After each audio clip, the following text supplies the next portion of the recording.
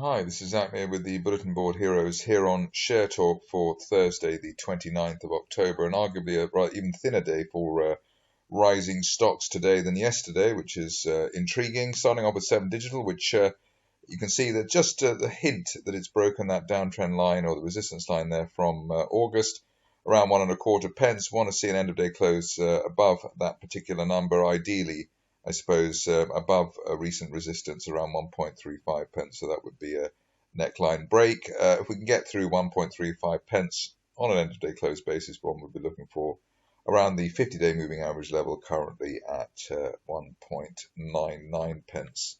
AO World is the next stock on the list, and really just because it's so looking so strong at the moment.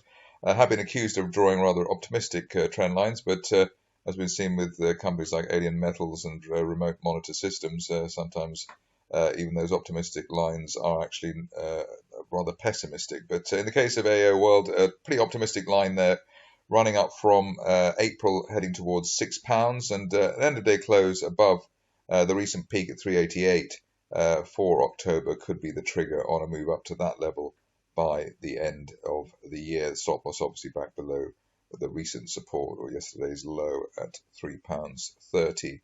Being lobbied to look at the next stock, Catenae Innovation, by the Catenae Barmy Army. Here we can see that the shares once again approaching the 50-day moving average, as they've done basically since the end of July, and then they've on each occasion they've fallen back, but this time looks rather better than those previous attempts at breaking the 50-day line, which would obviously be quite significant technically.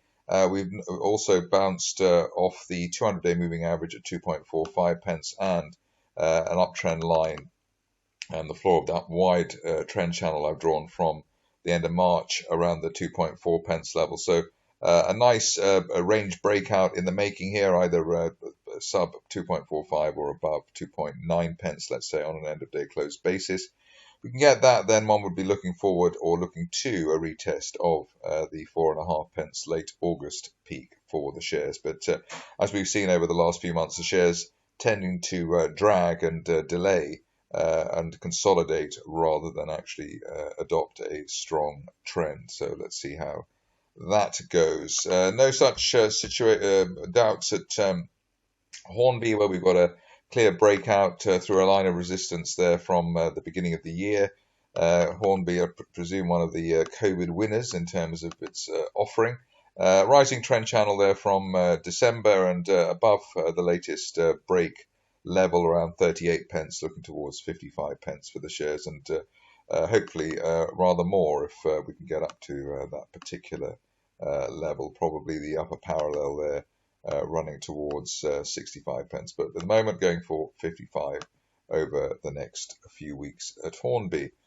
New stock, at least for the near term, is the next one coming up with Melbourne International or Malvern International. Here we can see that we're just trying to break through the 50-day moving average, a bit like Catenae, I suppose. Want an end of day close through 0.14 or ideally 0.15. If we can get that, then a retest of June resistance towards 0.3 could be on the cards. But above 0.1, we have a bottom fishing opportunity there on a stock which looks as though it is bumping along at the bottom at the moment. Great price action and wild swings for Novacyt, hence the inclusion again.